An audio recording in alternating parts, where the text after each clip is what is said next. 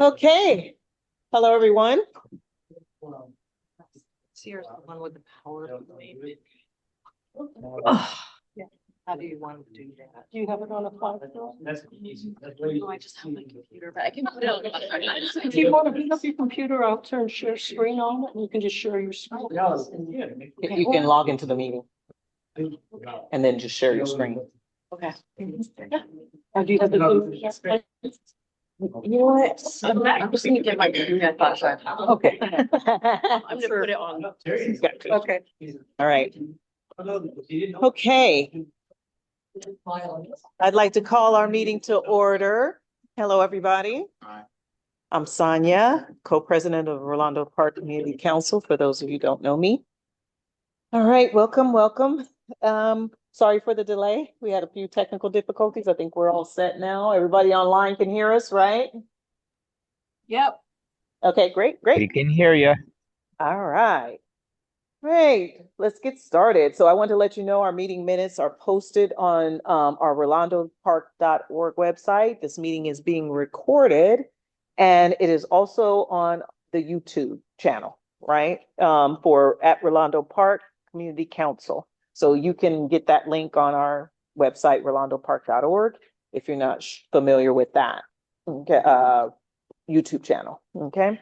So dues and membership. Okay. So with this month, we have 14 renewals. Okay, 3 new members, yay. $192 of it is dues, $137 is donations. So total for this month, $329.01. All right. So moving on. So what I'm going to start with is our community announcements. And I will start with Bettina from Redwood Village. Hi, Bettina. Hi. I don't have any updates. I was just checking with Jen to see if she might have any updates. but Jen, do you have any nothing for Redwood updates? Village. Hi, good evening, everyone. Yes, I do. Thank you. Thanks, Bettina. I just wanted to announce a few things. We have our Redwood Village garden tour coming up on March 22nd.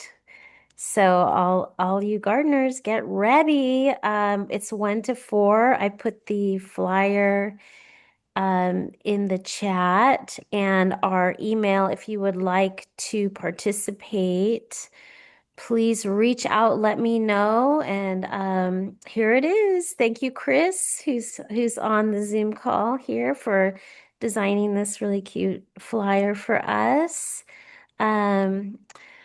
We had a garden tour. I think, Bettina, do you remember that? We had a garden and art tour. It was probably like 12 years ago. And it's been that long since Anna was our chair of the community. So let's bring it on back. Let's get out there and get our gardens on. Reach out, anyone, if you want to participate, show off your garden, or if you want to visit gardens, let us know, and somehow we'll try to figure out how to organize this thing and make it happen. The other thing is, John and I met with the president of the California Native Plant Society local chapter the other day, and we talked about our desire to create our pocket park on University Avenue and 60th Street. And she had some really great resources for us. So some grants that they provide a small grant through their local chapter, but she also gave us some other resources to look into for some grants, like the American Society of Landscape Architects and other things. So that was pretty exciting. So we can hit up our county supervisor's office for grants, talk to the city, get a right of entry from the city, step 1. So that was really a great meeting, and I'm excited to push forward with that project for our communities. Great. Thank you. Anything else from, no, Bettina said nothing. So I guess that'd be it. All right, thank you, Jen. So next we have Lynn Edwards from Rolando Park. Thanks. There we go. Okay, just a couple of really quick announcements. I am looking for a volunteer to help with the Gateway project. One Friday, every other week. Takes about 45 minutes just to water the new drought tolerant plants that we put in. I'm there on Tuesdays, and Debbie Blake shares Tuesdays with me every other Tuesday. But I'd really like someone to come on every other Friday, and it takes literally 45 minutes. There are 30 plants. They're grouped in 10 clusters of 3. Water, be done. And it's just through the end of the year. Once these are established, we probably won't need to water, and would just water everything once a month or as needed. So if anyone is interested, you do get a cool volunteer t-shirt. You might get we've got merch now. You could get a hat. We have hats. But you can either contact me or send us an email if you know someone who might be interested. Other than that, we have first University Avenue street sweep coming up March 21st. This one's in Rolando Park. We do 4 a year, 2 in Redwood Village, 2 in Rolando Park. We'll be meeting anytime between 8 and 10. Come when you can, stay as long as you can. We'll be at the party house. Please don't park at the party house. Harry doesn't like it. So you can park in the parking lot next to it, or park on the street as if there's any street parking. Because is there anyone here that does not know that construction is starting this week on the University Bikeway? Oh, yeah. Does anyone not know that? Because we can get that out of the way right away. Yeah, starts today, supposedly. So it didn't start today. They didn't put the barriers up or anything, but they will be starting sometime any minute now. Yeah, I know. Okay. And then the last thing is, it's not, somebody's. You have to turn, Jerry, you're gonna have to turn the mute volume and off, turn please. your speaker off. Thanks. The first Sunday of each month, we do a cleanup at the Gateway. We're doing more than trash pickup now. We're starting to fall behind on our weeds. So if anyone would like to put in a little bit of weeding time, we can accommodate you, and we will stay a little later that day and try and get all the weeds cleaned up. And last thing I just wanted to say, thanks to everyone who voted for the movie in the park. No surprise, Zootopia 2 was the #1 far and away. Everybody wants to see Zootopia. Lilo and Stitch live action was second, while Robot Back to the Future was last. So I submitted our top 2 requests to the Park and Rec Department today. You always have to have a backup. So we'll find out. I should know next month which movie we're getting, and then we'll start to put our plans in place. Michelle's sort of coordinating with the PTA for us this year, so we can have a pretty fun event. And that is all I have. Any questions, requests? Any volunteers? All right, thank you, Lynn. So we'll move on to our public comments for non-agenda items. Please keep it to 2 minutes. I'm gonna start online. Anybody online have any comments? Non-agenda items? All right, so I'll take it to the room. Anybody here have it? Okay, good. British Columbia voted to get rid of their time. You know, they only have one. I don't know why our state or federal government can't do it. Yeah, yeah, we were just talking about that before the meeting. I think that's always the center of conversation after time changes, right? All right. Anybody else before I move on? All right. Okay, so I'm going to move on to our community reports, and welcome back, Officer John. Yay, we missed you. All right, missed the last meeting, everyone. It was very good to see you guys. I did too. Yeah. So I got some actually good statistics, and I like these. So when they come out, I like to share them. Recently just came out that overall in 25, last year, obviously, we were down 6.5% in crime, which is good, given that we have a overworked police department, very understaffed. How we're able to pull this off in the city of San Diego, it's nothing short of a miracle, to be honest. But it's happening. So murder overall decreased by 25%. Of the 27 cases we've solved or arrested 26 people of those. All right. The only reason we didn't get 100% solvency is because it was the end of the year and the amount of time to obviously investigate that case was cut short. Oh, okay. That's actually pretty phenomenal. I Oh, think the yeah. average across the nation is 60%. Oh, So for us to have almost 100% solvency rate on the side, that's unbelievable, in my Yes. opinion. yeah. And it starts with the individual officer, right? Yeah. That gets there first, secures the scene, locks down victims, witnesses, everybody, right? Gets license plates. That initial preliminary investigation Mhm. in a homicide is vitally important. And then comes the follow-on of the investigators, of course, the detectives and everybody else. But overall, that's a pretty phenomenal number. Sexual assaults decreased 6.9% in 25, continuing downward trend seen in 24 and 23. Non-fatal shootings decreased by 25 cases, a 21% decrease compared to 24, and a 63% decrease since 21. And All right. shootings peaked at 256 offenses that year. Wow. Mhm. The violent crime rate of 4.1 per thousand residents and is one of the lowest of major cities in the nation. Motor vehicle thefts declined by 22%, following decreases in both 23 and 24.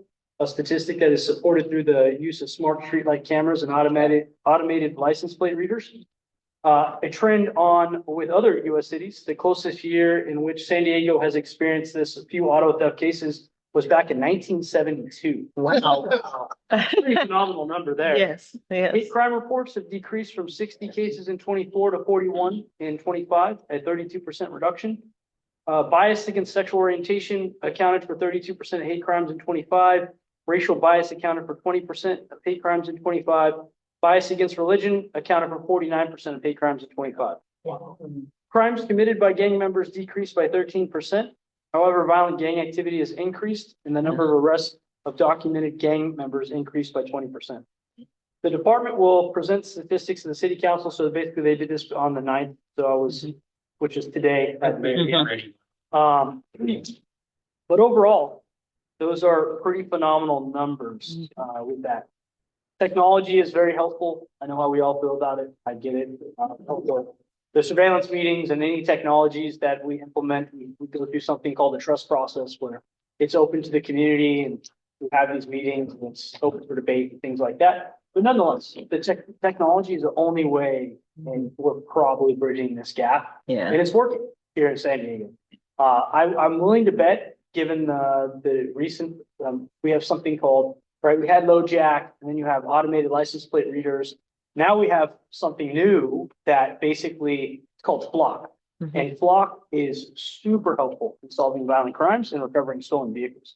We can actually track them much easier and locate them. So I'm guaranteeing that in the next couple of years, we'll see crimes get solved even more efficiently. And we'll see reductions, and we'll also see a reduction in stolen vehicles, because honestly, it just doesn't make sense to be stealing cars. Right. You're just gonna get arrested. So we'll see how that goes. Is it using something in the car, the vehicle, like a GPS thing or? No, so Block essentially is a technology that's put on main thoroughfares like freeway Oh, okay. entrances or main roads like College Avenue, Yeah. University, right? So if violent crime happens over here, we can canvass these areas looking for a specific description of a vehicle, and then we can start tracking that vehicle and on where it Yep. goes through main areas. And if that's a vehicle related in a homicide, then that's very, very helpful because now we're in real time. Okay, well, we have this description. We just saw it pass through College and the 94. And now we can go to the next camera and then the next, and then we slowly geolocate. And then we finally figure out, right? Maybe it's a picture of the Pinpoint it. side or all that other stuff. So it's very helpful. And it's changing the game with stolen vehicles. We're recovering them. We're finding them now a lot more. So our pursuits are kind of going up because a lot of guys that steal cars are armed with weapons. It's statistically known that they are. But on top of that, they like to run. We just had a pursuit crash a little bit ago in Eastern Yeah. Region that just happened. But we recovered the stolen car and 2 people were arrested. So it's not going to pay anymore to steal cars. Right. Which hopefully we'll see the spike, we'll recover a lot, and then we'll start to see it go down. That's at least what I think. Lastly, there was a shooting, I hate to say, 841, 6500 Cecilia Vista, anybody heard, hear it, see it, heard about it? When did it happen? Luckily, it was complete, nobody was injured, no victims, nothing. It was essentially somebody who was up there and the passenger held the gun out the window, shot into the air and drove away. 15. I heard it. We collected 15 shell casings. They shot 15 times in there. Yeah. That's a little excessive. Oh, so they thought it We thought it was, you know, the little. was Chinese New Year's, the 17th. They celebrate a lot of days. Yeah, they do a lot. So, We knew it was right down City Vista. yeah. So anyway, that's what it was. Nobody was injured, nothing, nobody's hurt, obviously, any of those things. We are trying to identify the person. It is like a greenish color Cadillac Escalade style crossover with some damage to the front passenger side, like headlight area on the fender. So if anybody happens to know, sees that car, please don't be around it. Don't go and confront them. Right. Send me a text message. Hey, I saw it at this house or in this Right. area. Shout Yeah. out, please. I do see a question. I was just gonna say, I think that's why the community rep group did a walk through the neighborhood Yes, it was. about a week ago. It was. And my daughter saw them because she knows them from the school she works at, and she stopped to ask, and they were saying it was a shooting that we never knew anything. Very, very interesting how sometimes this stuff happens. The community may or may not know, you know? So many people talked about it. We did. You know what it was. Yeah. Yeah, I mean, with the amount of fireworks, right? It's. Yeah, it's hard to distinguish Hard to- which one is what, yeah. So anyway, that did happen. It's, like I said, again, it's a gray or green or gray colored Cadillac SRX. And it's got the damage to the front headlight, on the fender. So if anybody sees it, again, just, you know, hey, I saw this vehicle, it's possibly related to that, just let us know. Obviously don't go around or contact or take pictures or make it obvious. I don't want anyone to get hurt. That's not what we want. So we're still trying, we'll figure it out. It'll happen sooner or later. These guys don't get over One magazine. Yeah. Does anyone have any questions? I mean, I've been gone for a month. I was at the dog site earlier. I texted Lynn. That's looking pretty bad, but I did remove somebody from there. I just don't, we need to get with the owners to get a better plan. They need lighting, they need cleanups. I'll talk to you because I've talked to them twice now. Any questions?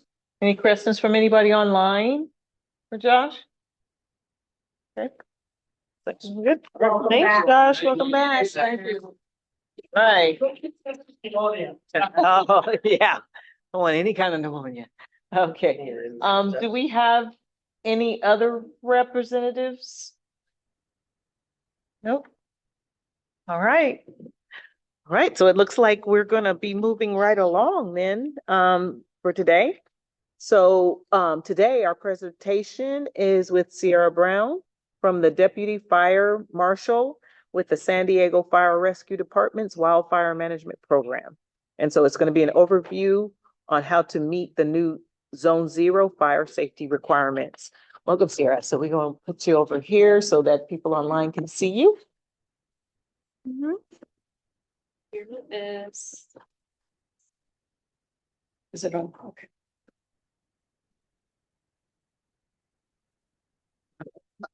Oh, it's a 3 mm. Yeah. Can you do You go in there.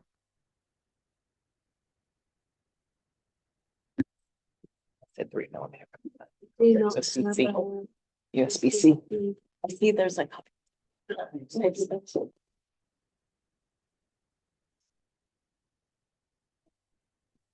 Okay. Then you just go down to your. Extreme, yeah, Go back. and is that? No, that's your drive. Oh, that's small? No, this No, is that's theirs. her drive. That's Yeah, what I'm I saying. know. I That's was your just drive. wondering, yeah. Mhm. did you want Zone Zero or the present, ready, set, go? The Zone Zero.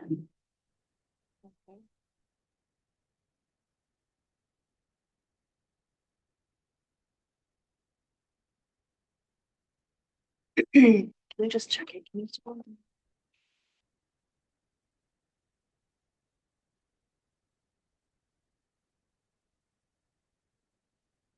Yeah, that's it.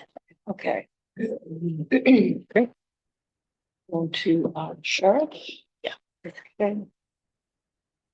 Then should Joy just tell you? Hmm? to Yeah, advance yeah, the just slide? give me a cue, I might doze off.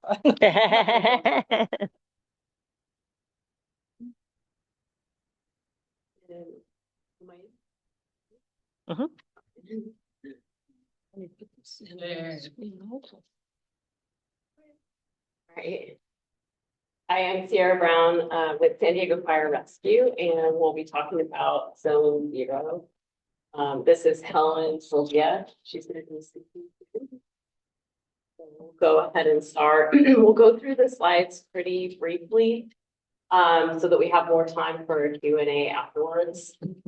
And we're trying to anticipate some of your questions. We, as a department, just came out with the guidelines today. So we don't have all the details, but Chief Topka and Kane have been going through everything, writing the guidelines. So we didn't have time to come up with a completely refined slideshow for you today, but that's going to be coming along. And we also will have the guidelines accessible. So we'll go to the next slide. So I'm gonna go over the beginning, just kind of like the background, like a little bit of a refresher on what Zone Zero is.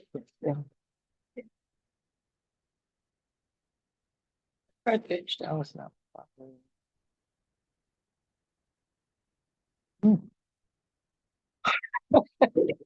Oh, it's got a Bigger. bigger, yeah. Yeah, that Bigger was for a some little- reason, maybe come out of it.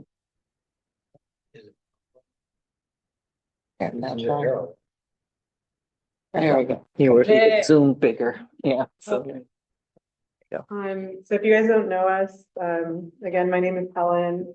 I'm currently on a special assignment admin due to pregnancy. And if you can't tell, I don't just drink a lot of beer. So I'm here for about a year and a half with like pregnancy and lactation accommodation. So you'll be seeing me around. Here is our full-time employee with an extensive wild background. So last July, the city council decided that wildfire is something that we should be really trying to prevent, and mitigate. And so then Alex Kane got promoted and kind of told, hey, you're gonna do this. Let's make the city of San Diego more prepared for wildfire. And he created the wildfire prevention and mitigation team, basically, which consists of Sierra, Jordan, who are both firefighters, and then David, who is a GIS mapping specialist, and then me as just like a temp. So here's our mission statement. So our goal is to reduce the risk of catastrophic wildfire loss by advancing community-wide resilience through strategic enforcement, public education, like what we're doing right now, and risk-based mitigation. Guided by the WUI code, the division prioritizes action that meaningfully reduce structure ignition, enhance firefighter and resident safety, improve neighborhood survivability at scale. This includes defensible space, ignition-resistant construction, strategic fuel reduction, evacuation readiness, and informed community action. Go to the next slide. So Zone Zero came out, everyone's freaking out. But we want everyone to just take a nice deep breath. And we're all like what Sierra said, it just today our team barely has like formulated the guidelines officially. So this first year, and Sierra's gonna go over it again, is that it's just education. So this is just this next year is just gonna be us talking to you, us all figuring it out together. So, and then what is in Zone Zero and why did it come about? So wind-driven embers are the primary cause of home loss and wildfire. So what Alex, Assistant Fire Marshal Alex Kane always likes to say is start with your home. So the more hardened your home is, the safer that you're gonna be against wildfires. That's why you have that like random home in the like configuration of all the homes that burn. And then there's that like one like standalone, because that home was hardened. And so that's what we're trying, that's what Zone Zero is all about. It's about you guys getting your homes as fire safe as possible, So that hopefully, you know, that it doesn't happen, but if a fire does come through, that you guys are gonna be safe and your health is gonna be safe. So new homes that are built in these wildfire risk areas, they're being built up to the zone 0 standards. When Um, did that start? That officially started February 28th of this year. Yes, so that was just 2 days enacted. ago. Yeah, just a new construction. We will go over that in new construction regulations started. Wow. Yep, so starting like a couple weeks ago, that's official.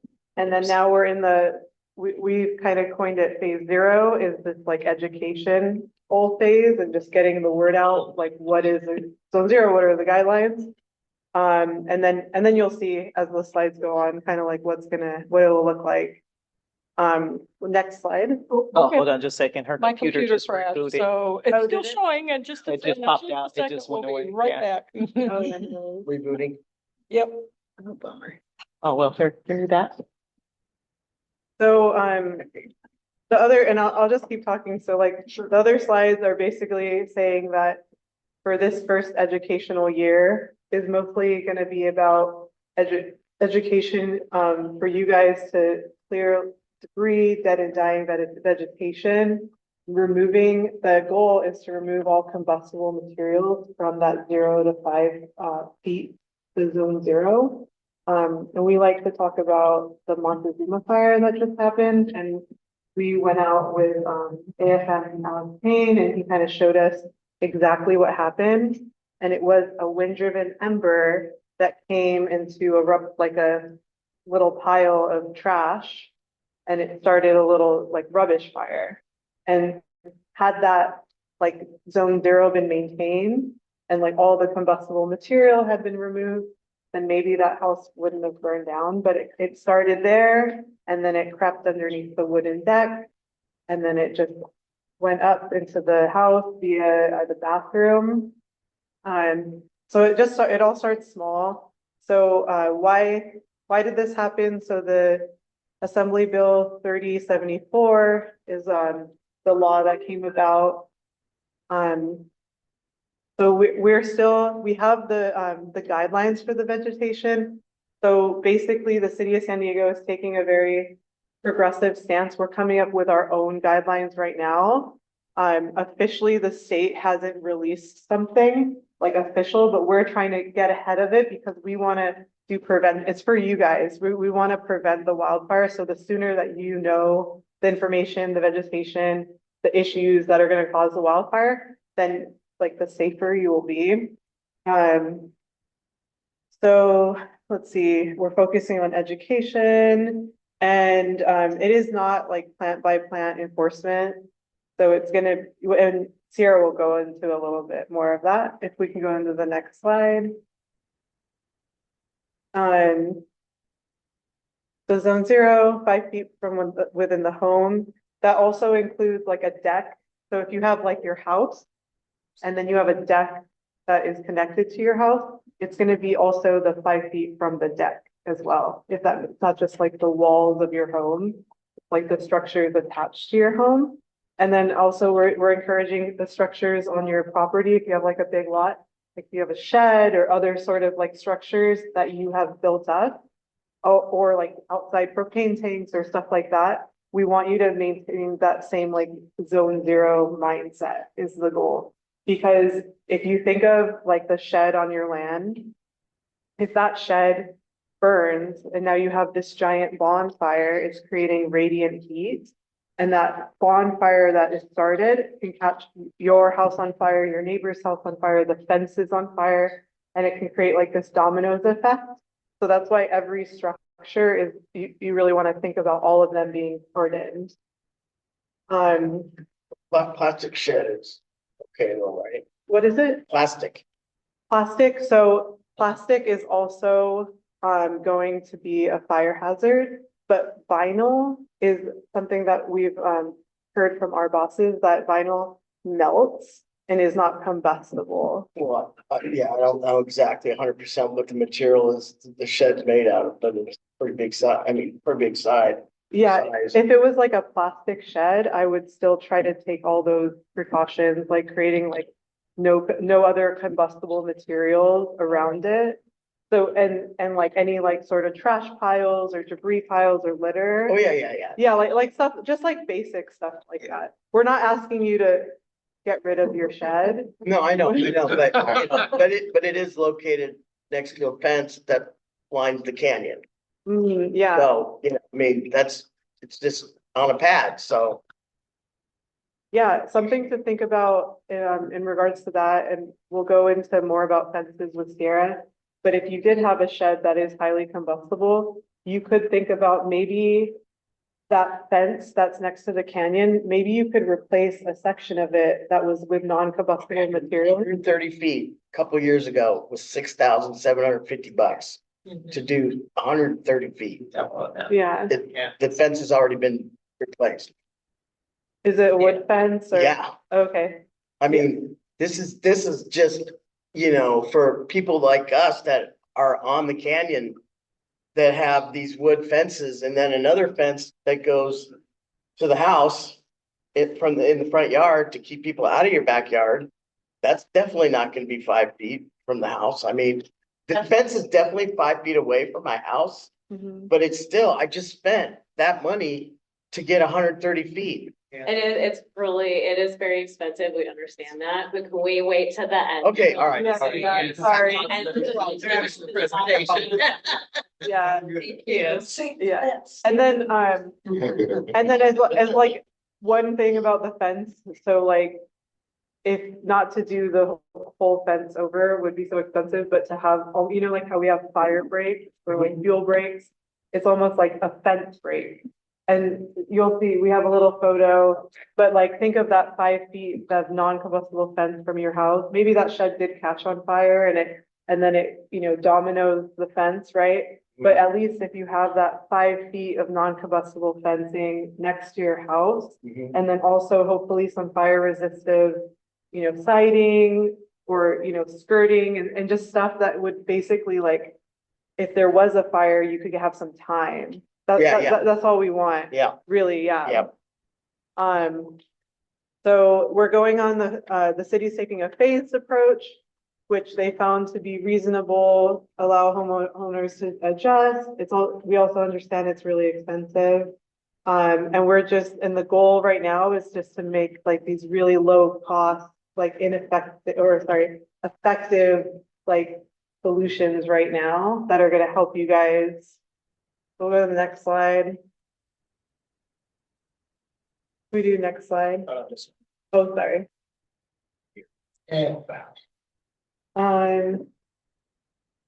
So why zone 0 was added. Clear, consistent citywide approach. We want everyone to be on the same page. We want to prepare you guys. We want to align with the state standards and avoid any sudden changes in the future.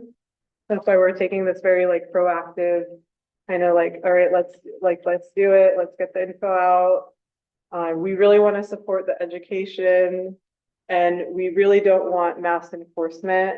This isn't going to be like, that's not the goal.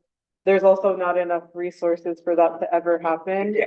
You know, it's more, it's more just about safety. We're just really trying to prevent the next Cedar fire. Yeah, so I'll be here for more Q&A because with both of our minds together, we can answer more questions, but I'm gonna hand it off to Sierra and she's gonna talk about the rest. Excellent. Excellent.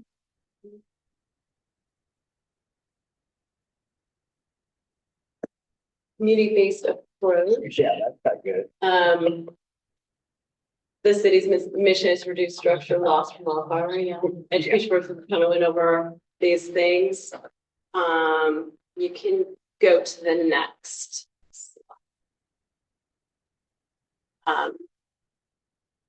So we'll go over this in the other slides too, and Helen talked about a lot of this, but clearing this first phase, we clearing combustible debris. So focusing on really easy things like your gutters, keeping your gutters clear, pine needles, anything like that, cleaning and maintaining the area around your house. Just with basic like yard work make a really big difference. So like, for example, the house that burned in the Montezuma fire, pine needles and leaf litter all over right next to the house. So in that situation, that's something that you could do that's very cost effective. It's very cost effective.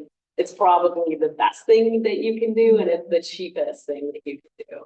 I mean, you just get out there with a rake or get somebody up on the roof of your house to clear out your gutters. That's probably, of all the things, all the expensive things, that's the best thing that you can do.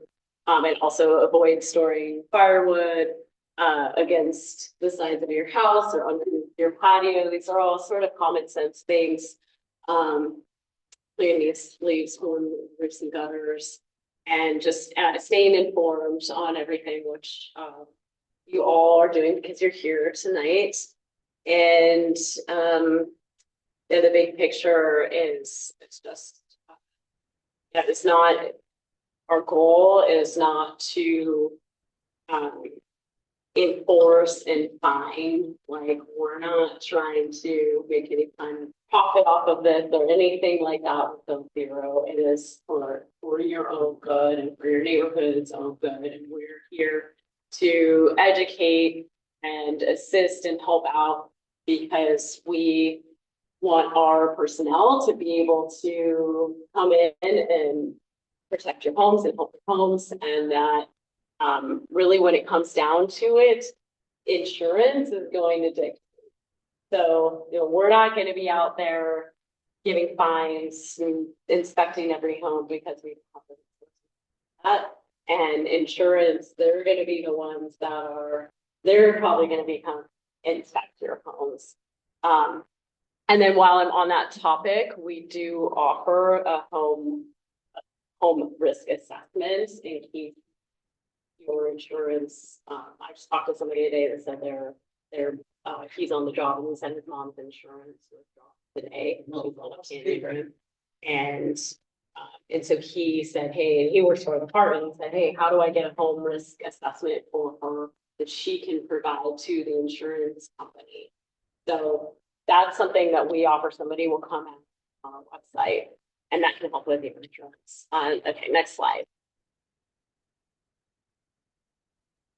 So this was kind of a funny picture. This is my effort with using AI because I'm a little older and I don't use it, but I made this picture because I thought it was something that would come up when people say, hey, what do I do? Like, if this is my house, if you have your house and it's a multi-million-dollar house and it's built around a tree, that's something that your insurance is going to dictate, because we're actually saying trees in Zone 0, if they're pre-existing, are okay as long as they're maintained, no trim, the branches are touching your homes. In this case, that's not going to be that's a difficult one. So that's like the problem house right there, because everything else is nice and tidy. And the tree is trimmed. So they're actually, as far as I know, abiding by the rules right there. And this is just what we're saying, don't freak out, don't cut your trees down yet. We're going to focus on all the small stuff. The trees are okay. In new construction, trees have to be, the drip line has to be 10 feet away from the structure. So new construction is a little bit different, but if you have existing trees, they're okay. We don't want dead branches like hanging over your house or touching your house. And the trees need to be trimmed, but they are okay. So yeah, year one, Helen talked about, this is education for year 0. Year 1, we're calling the maintenance phase, and that begins next year, 2027. That's focusing on the removal of the dead vegetation debris, which we talked about, removal of under deck storage, piles, trash bins, and other combustibles. If you're storing a vehicle or a boat or something like that within Zone 0, move it. Year 2, vegetation removal replacement.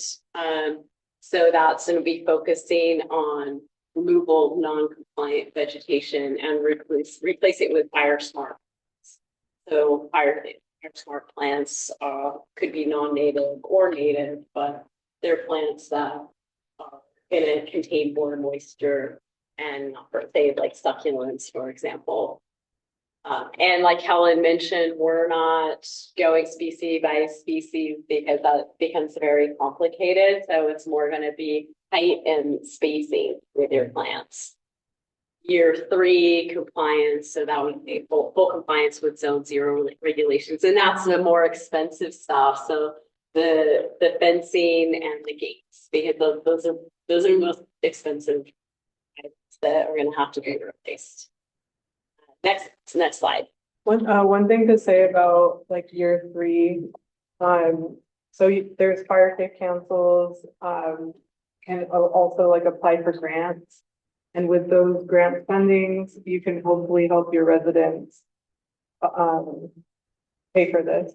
It's like another option. So like, it's like the 3-year plan. So there's a strategic plan. So hopefully communities will get together, start a fire safe council, maybe become Firewise. We can talk about that later if you guys don't know about that. And through these 2 different programs, there's so many grants that hopefully as a community, you guys can find some of that money so that you're not spending it out of your pocket, that you guys can come together and try to get this funding and then hopefully help each other. Okay, so existing structures without ignition resistant construction features. So that would be just like your standard wood frame home. In-ground vegetation within Zone 0 is not permitted. So if you have any kind of vegetation that's planted in Zone 0, rose bushes or whatever that is, that would need to be replaced in a potted. You can have that in a potted plant. Plant height needs to be less than 18 inches, and the containers need to be also.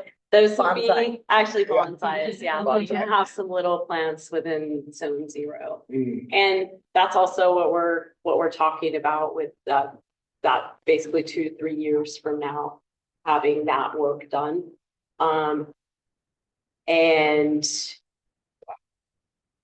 5 with a maximum of a 5-gallon capacity for the containers, and then. No combustible mulch is allowed, and the plant spacing needs to be 1.5 times plant height or 12 inches, whichever is greater. So if so these pots need to be, you can't have them all right next to each other. Potted plants are not located beneath, above, or directly in front of windows or vents. And plants are maintained and in healthy condition. So for new or existing structures with ignition-resistant construction features, that would be all of the same regulations that I just went through, but they could be in ground. So you're going to plant some strawberries, you could plant them, but they would be spaced out. Or succulents, or that's just like example, but they can be in ground. Say you have a brick building, could be planting something in ground within 0 with those regulations. Okay, the next slide.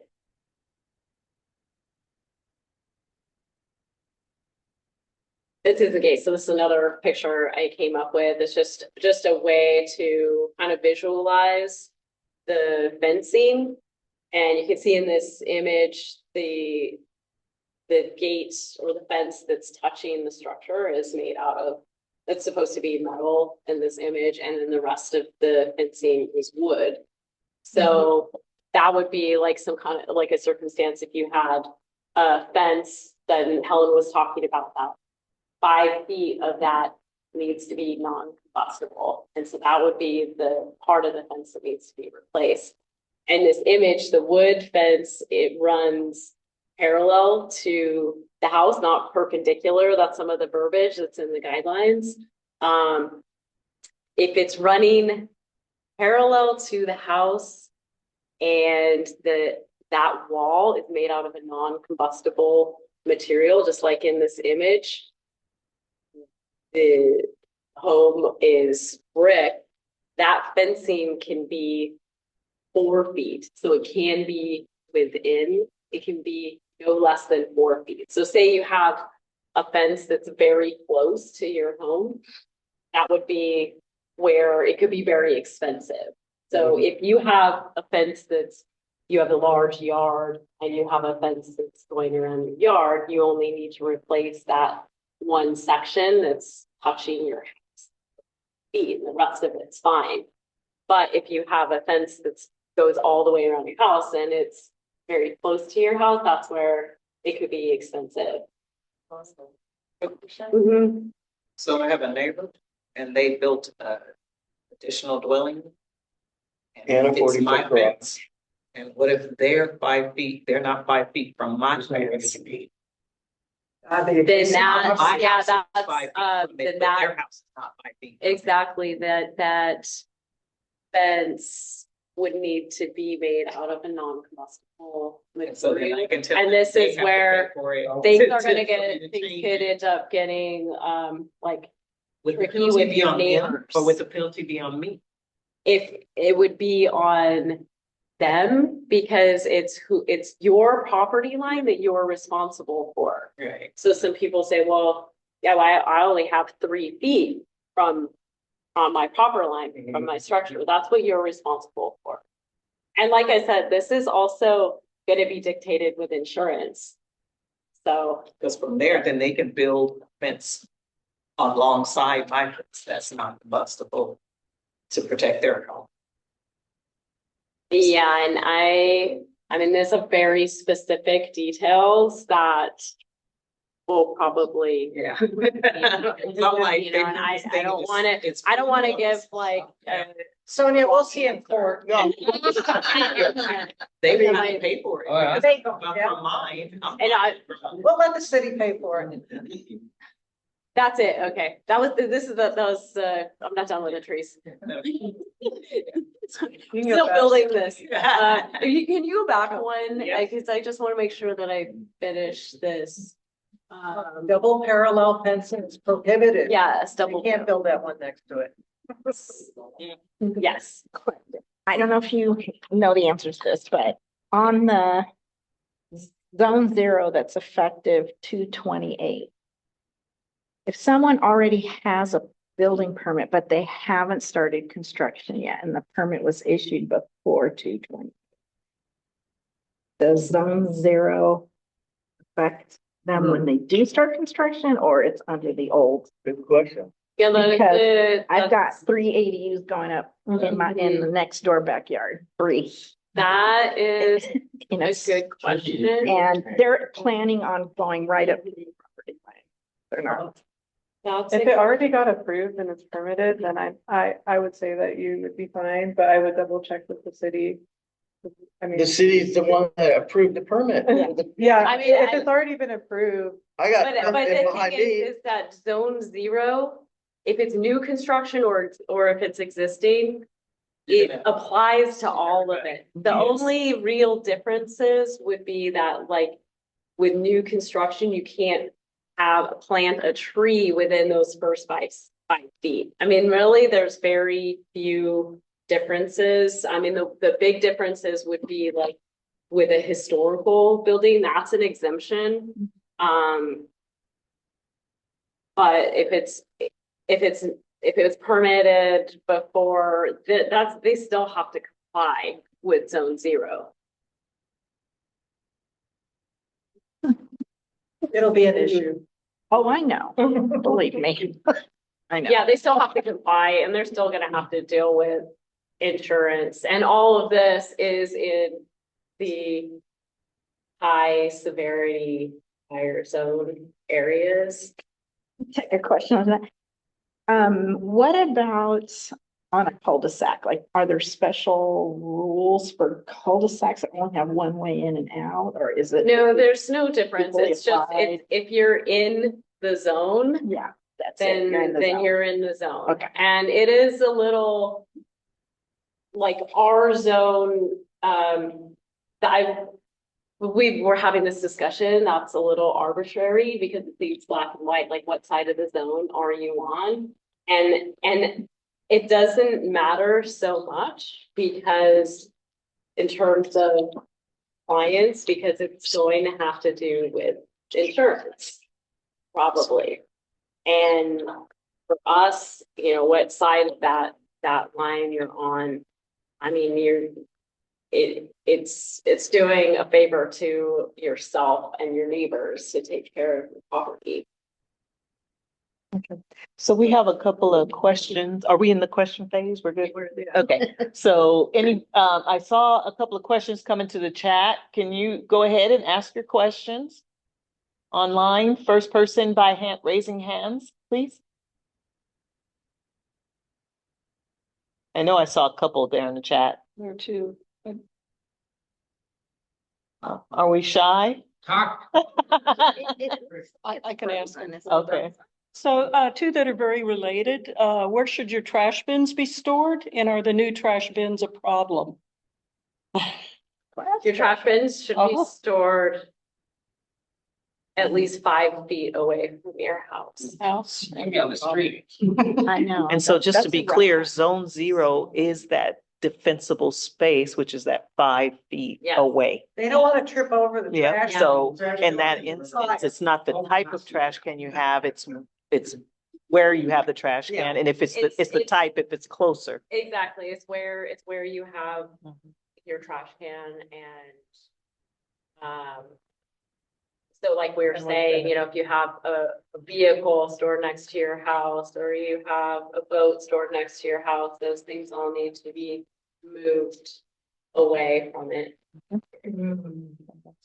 Yeah, do the new construction zone 0 rules apply to ADU construction? And what about junior ADUs that are within the existing home footprint? They do, yes. Yes, they do have to conform. That's Okay. yes, that's any building. So the last one's just a comment from Jennifer, says everyone should come to the garden tour since everything has got to go.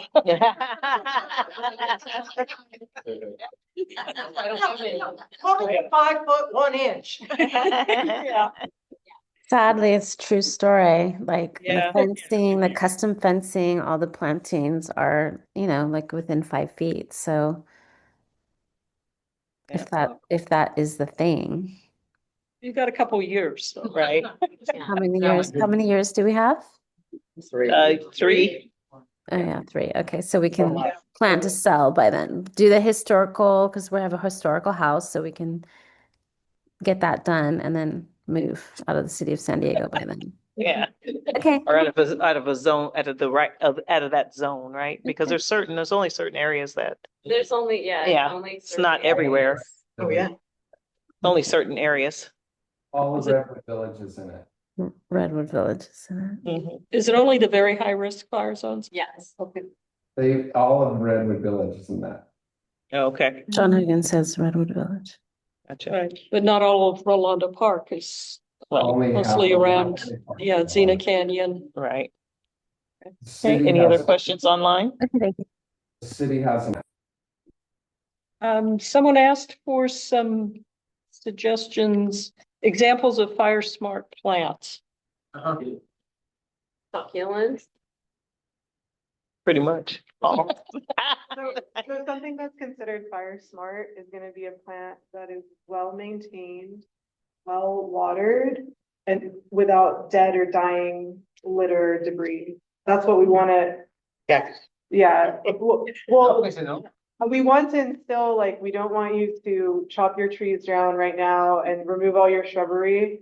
Keep 'em. So what we want you to do from this meeting is to go home and to water your plants and prune them and get rid of the dead and dying and the dry stuff.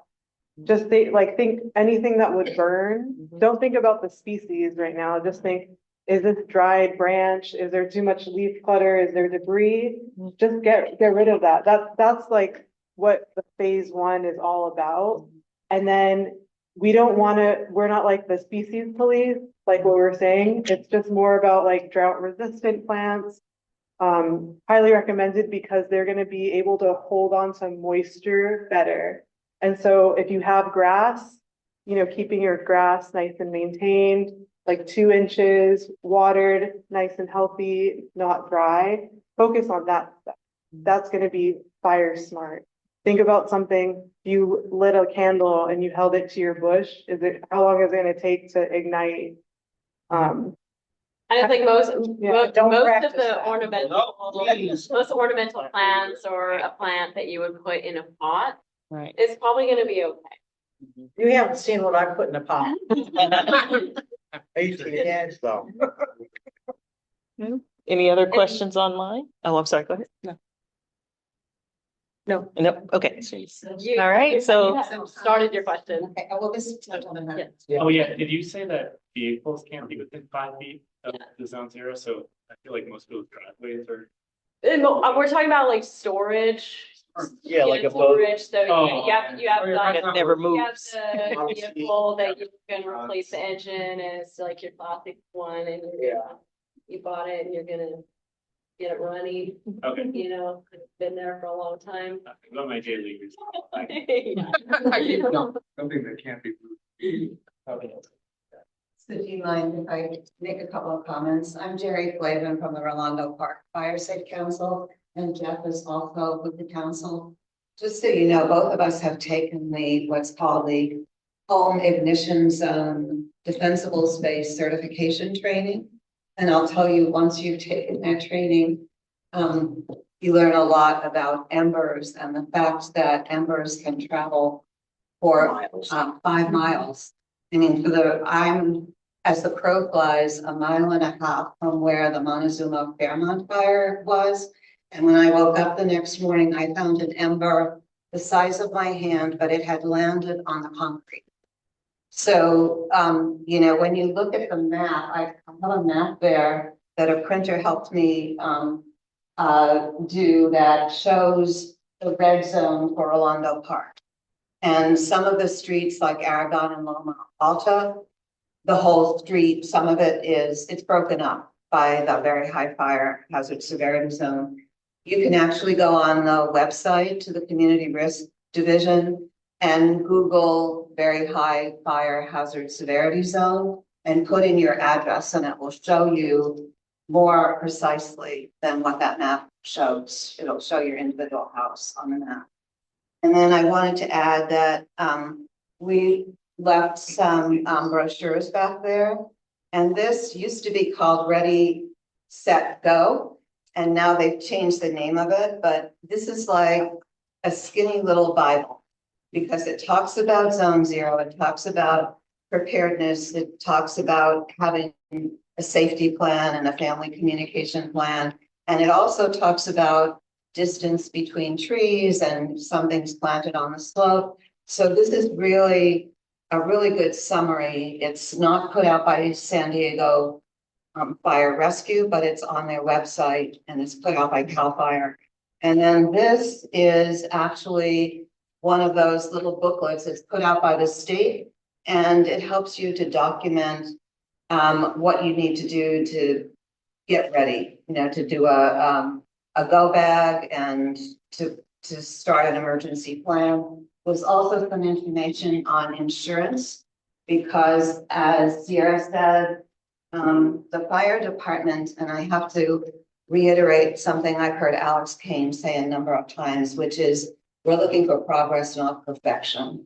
And they're not out to try and do enforcement and fine people. They're out to try and educate people. So we have a little survey that Sarah did for us, and it's just 2 questions. One asking you what questions you have about Zone Zero that you may not have the answer to, and we'll research it for you. And the other is if you'd like to be on our mailing list so we could send you information about education and resources, we'd ask you to give us your email address.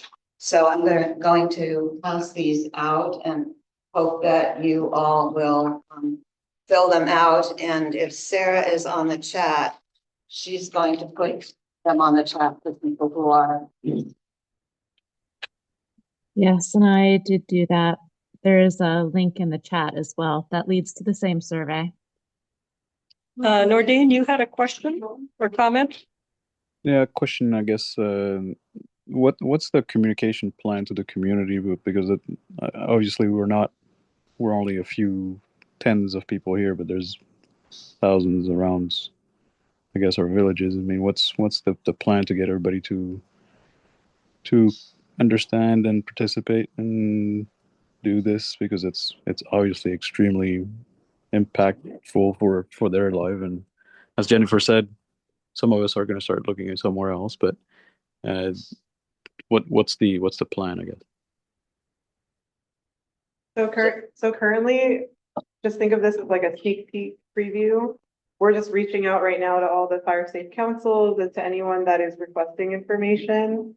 But currently, our fire marshal and assistant fire marshals are working on creating these guidelines to have whole pamphlets, booklets, door hangers. We're just gonna have mass dissemination of information. So right now we're just going community events and the Q&A, and so then we're gonna start ramping up. But we are limited by our personnel. Our team is only we're like what, 4 or 5? Yeah, there's Yeah. not too many of us. Yeah, so that's where we're at right now. And we also have our compliance officers that are going out doing the home risk assessments. So we have, we do have some more people on our team, but we cannot go to the entire city of San Diego. Nordine, help spread the word. I have no friends. Oh. Yeah, really. I have a wood deck on the backside of my house, 34 years, it's about time to replace it, all right? And one of the things the place is referring to, they say it has it was right here, a Class A flame spread rating. The composite with no wood fiber that's in there. So how do I check down the line that would be an acceptable replacement material for my wood deck on my house? So that would be, yeah. yeah, so you already have it, it's like grandfathered in, and then when you replace it, we're going to encourage people to have that like Class A rating. Okay. Or fire resistant material. So my second question is going to be, how do we avoid divorce? Because as I'm ripping the plants out that are adjacent to the house, I am catching heck for all of it. I would say don't rip out your plant just yet. No, I need to, because now I'm down to 1 greenery bin instead of my 2 greenery bins. And I have to go knock on my neighbor's doors for their greenery bins. Can I put some of my stuff in there? Can I put some of the stuff in there? Because you guys, there's gonna be a big run on trying to get rid of some of your greenery later on. So one thing I do want to know, and we've been working with the fire safe councils, is our division is gonna have dump-a-thon. I don't know if you guys. For the have heard greenery that. dump-a-thons? Yeah, so we're gonna have, it's based on community requests and interest. So you reach out again on our website, send in a request, and we're gonna give you permits and dumpsters. And but that was clarify only for fire safety, Right. not just anyone. You have to be a fire safe. Oh, okay. And I have a third question, because you were talking about this is informational to get people to look at it right now. What do I need to do for my house, or help my neighbors understand what they might do for their house? What about if you're living next door to the house from fire hazard nightmares? Across the street. It's there. What would we as neighbors or other things do to either bring that awareness to the fire department or whatever? Because I ask people, I said, I tell them, I said, I don't want your house to burn down, because if your house burns down, likely my house is gonna burn down And too. I think this is a common concern with neighbors. about 2 to 3 foot grass in Yeah. the yard and the backyard's the We collection do, zone. we do have a section where you can file a complaint. And then we aren't code enforcement officers, but there is our team. Mhm. And then they're gonna triage that complaint based on like the severity, how important it is. And then they can help mitigate and contact that. And encourage them. But we Maybe use- really encourage you guys to talk amongst yourselves and get to know your neighbors and like hopefully you could come to some sort of verbal. And a lot of the neighbors help their neighbors. Yeah. They really do, but there are some people who. Yeah. They don't want you to knock on their door. Okay, Fox, you had a question? So regarding the canyon, not owned by anybody but the school district.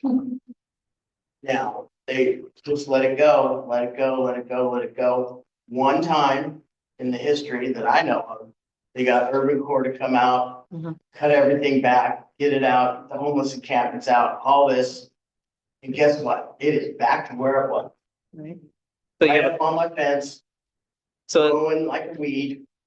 so is your The whole canyon question, is just full of life. so your question is who's gonna maintain Who's gonna that? enforce that? Their school district responsibility, just like every property owner has a responsibility for these things. Don't they have a responsibility if they own the land to So, make sure it's fire safe? so with the canyon, how do you handle that? Cause we So- did so have a for us- rescue guy come out, So for us, we're focusing on Homes? the house, the zone be within 100 feet of the structure. And, you know, beyond that, like I mean, we can't go and clear. no, all but the it's their canyons, responsibility. but- Hold the school responsible for this can here. If it needs to be cleared 100 feet away from the structure. Does that mean? So yes, And- yes, they Yes. are responsible, yes. Yes, they're responsible. Yeah, they are. Not gonna happen. No, There's no way that's gonna happen. I mean, I'm not gonna do it. We're talking about big pine tree that's within a couple feet. So is and your an orange question, tree that's so is your got question, is there a way back to ask to enforce that with the With- school district? Is there someone I would, within your department that enforces those sorts of So things? we are focusing on city-owned property Mhm. and we're mapping it and, you know, what, like we said, we don't have a lot of resources right Mhm. now to go and inspect every area, but we are working on that. And we do have, like, this is new that we have a team of people that are coming up with the maps and we're looking at these areas and we're finding the areas that need to be addressed. And that is gonna be a process, but we are working towards that. Okay, And we are looking at these areas and we're. so they are And included, just so you're just to be aware, clear. he's talking school-owned property, not city-owned property. yeah, Yeah, I would, cool. I would Yes, go so- to, I would go to our website and snap some photos and file a complaint. Because it's affecting your home, and then through the complaint. Everybody that's along the canyon. Or, yeah, anyone is an extreme fire hazard, and so we don't deal with like the complaints and the triage. Yeah. But you should definitely document and voice your concerns and submit that complaint.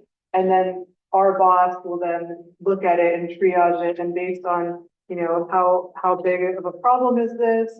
You know, then we can get some kind of movement on it. But Well, we did have a visit from fire rescue that came to all the homes along. And he came in my backyard and said what I had to do and I did it.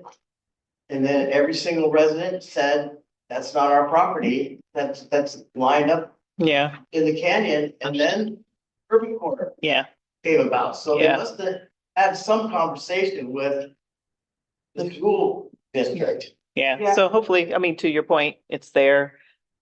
We report it and then hopefully we can get somebody eventually that'll come out and enforce it at that point. Okay, thank you. Next question, Tim, you have your hand up? I have neighbors on both sides. They paid for their own wood fence. So how do I have proof that they paid for it and they should, if they have to replace it, they have to replace it? Is that fence within? It's about 5 feet. From your house? Cause they put it on the side, but we're gonna pay for it. Mhm. So, yeah, I mean, I don't wanna pay for it, cause they put it there. And it's So 5 feet from the meter. that's another thing where, like, we aren't gonna go. I know you can't. We're not gonna be going out enforcing Oh, no. that. Right. And like, if that becomes an issue, which it could from their insurance, Mhm. you know, it would be, hopefully they would say that that's their offense. Yeah. You know, if it becomes an issue, I would assume it would be brought up by insurance, but we're not gonna be going out. But the key Trying thing to is, if figure you out have a whose wooden fence gate is going gonna to be- that. Hold on a wooden second, Vicky. fence, So you were saying what again? Sometimes that's not took. Hold on. You were Right. saying, I'm sorry, I missed the end. We as a fire department, we're Yeah. not gonna be going out trying to determine who owns what. Right, We just exactly. don't have- So from there, it needs to be kind of parsed out between the neighbors as to what's Yeah, gonna that happen. does, and if it becomes an issue, I would imagine it would have to do with an insurance policy. Mhm. Yeah. I mean, that's just my assumption. And before I go here, you had a question? I did the condo association and we want to get an area cleaned up and we got a parcel now. But how it's between us and another property? How do you read the parcel? Who can go to tell us exactly how this parcel now? Where? Yeah, exactly where where that line Yeah. would be. So you're looking, so you would need There. or maybe you can measure like the distance if you can figure out where that line is. Somehow, like if you have the parcel map. All right, so I'm gonna squeeze in one more question because Anissa's here and we want to have her do her presentation. One more question for them. So I had a follow-up question for like insurance you were mentioning. So like in the example of a neighbor's fence on their property near your structure. But isn't the insurance penalty against you since your house is in danger? So, I mean, I'm not like an insurance broker. Right. I think it's back to We the can't- I dispute know there's a between, lot of they can't questions make that about call. insurance, Yeah, and real I quick. can't answer like specific. Yeah, I think we're having to repeat questions. Go ahead. Anyway, what I wanted to ask was, are there any footings or paints that are considered to be fire retardant or fire limiting that might help people with that 5-foot section between the structure and the rest of the fence? That would basically make that wood flame resistant enough to where it would become compliant. Yes, there are. I don't have the list on me right now. But It's good to hear. You know what I'm going. Yeah. Yep. So, and then I guess we kind of brushed through that. So there's, like fire resistant materials and non-fire resistant materials. So, and it has to do with each side of your house, Mhm. right? So if you have one side of your house and that you have like a wooden fence or something like that, and you have like fire resistant paints or siding or whatever, then you can have a little bit more leniency on that side. So it all has to do with like the proximity. Is it on your website, any of the products? So, we don't have that yet, but, stay tuned. Go to Fire. Yeah, Cal Fire is gonna have a lot more information. Okay. Cause we're just like we were saying, we're in the infancy phase right now. But yeah, there's gonna be a whole list of stuff. And also, like, one more note is that the biggest thing is that we were very parcel centric before. And so now we're trying to not go parcel centric because the science behind it is that people were just very focused on, oh, this is my property line, like I'm within compliance. But like you're saying, your neighbor is affecting you. Your neighbor is gonna make your house not protected. Risk. And so that's where this all came about. Okay. Well, thank you very much. I appreciate it. Thank you, everybody. All right. So we're gonna have Anissa Hello, give our report. Hello, everyone. Thank you all for having me. My name is Lisa. I'm going to reintroduce myself. My name is Anita. I'm the community rep with John Oliver's office for District 9. I represent the areas of Ronaldo Park, Red Oak Village, El Cerrito, and Ronaldo Village. I just wanted to give a quick update to let you all know that in March, like currently right now, the Sandak Cruise.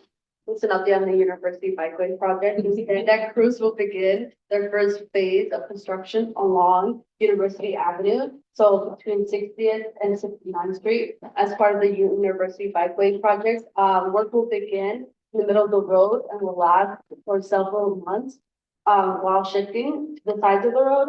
What to expect is that travel lanes will be reduced to one lane in each direction within University Avenue. Intersections in Vanilla, Argan Drive, and Alamo Drive along University Avenue will be closed through traffic, and the left turns will not be allowed.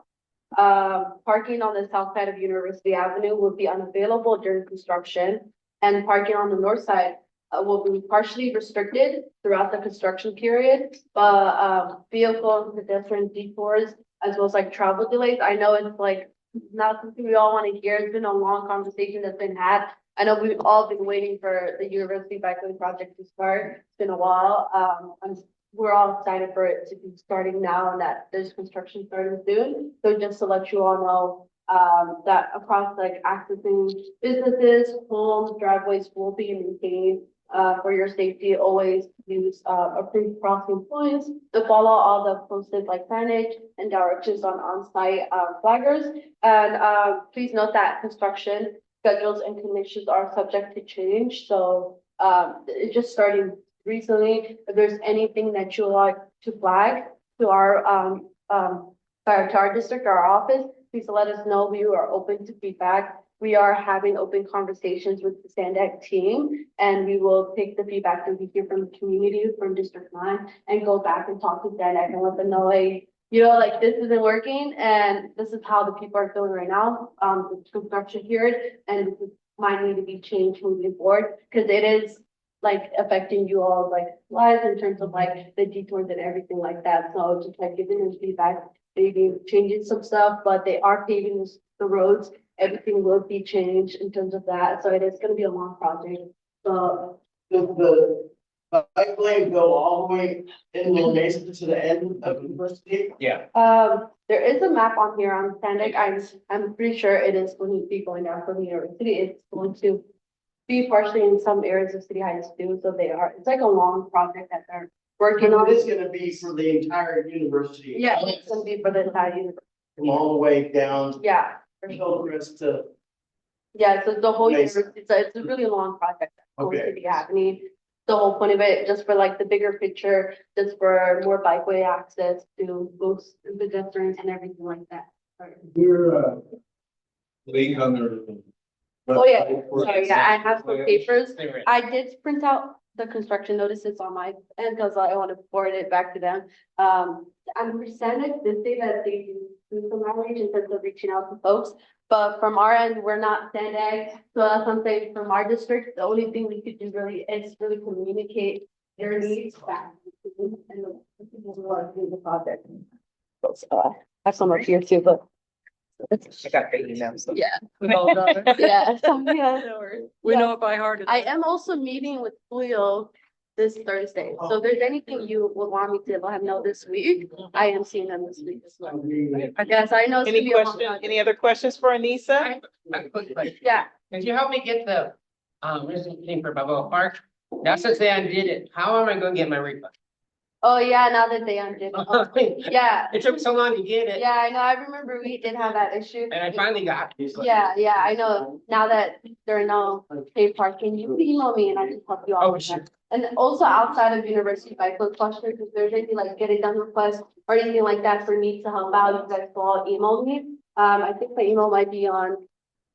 We have it on our meeting note, the It's- meeting. It's on our website. On the website as well. Under community numbers and links. Yeah, Okay. feel free, like I've been mentioning, like feel free to email me. I'm able to help any constituent like that as well. But I'll be able to help. Any other questions for Anissa? All right, thank you, Anissa. All right, so thank you, everybody, for attending. I appreciate, one last comment from Josh. Something I do have to bring up because it's just weighing a little heavy on my heart. As we all know, right, regardless of how we feel, regardless of the political aspects or opinions or anything, okay, we have an Iran conflict going on, right? The Middle East is in a lot of turmoil. There's a lot of things going on all down in Mexico, a lot of violence that's recently happened there, right? So I just have to say, right, if you see something, say something, be aware. As part of what I do is a tourism liaison officer is that stuff. I get reporting directly from our law enforcement coordination center. I relay and decipher information. We follow up on leads that are related to terrorist activity or stuff like that, right? A suspicious activity that we may think is that. But it all starts with the community. If we don't see something, regardless of what the nature is, right, and reported, we'll never know about it. And we have a history, right, here in San Diego. And a lot of the pilots for 9/11 trained here. Like, there's a lot of different things that happen. So, and I spent a lot of time as a Marine in both Iraq and Afghanistan. I know the culture. I've lived in both countries that in the community level like this, I lived with them, compounds and everything else. Great people, great countries. Unfortunately, they all get caught up in a lot of chaos and it's too bad. But at the end of the day, if we're not saying something and we're seeing stuff, we have to report it. We'll never know. For example, right, the New York thing recently, those were very legitimate improvised explosive devices. It was PATP. It was very controlled here. It's like ammonium nitrate. It's very hard to get, but that is a very volatile explosive compound and it was packed full of fragmentation. So it's like a claymore. It's very, very deadly, very dangerous. We've seen those a lot in Iraq and Afghanistan. That was a very much a live active IED that happened right here in the country. And most recently, Long Beach, another one popped up where it was tied back to ISIS in the Middle East, but he was making improvised explosive devices right up the road.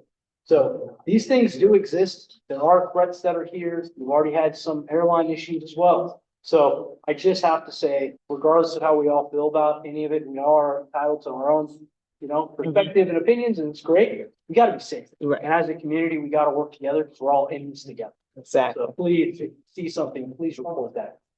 Thank you, Josh. Thank you, Josh. All right. Well, thank you, everybody, and hope to see you next month. Have a great evening. Everybody online, thank you for coming. You guys have a great evening. Good night. Good night.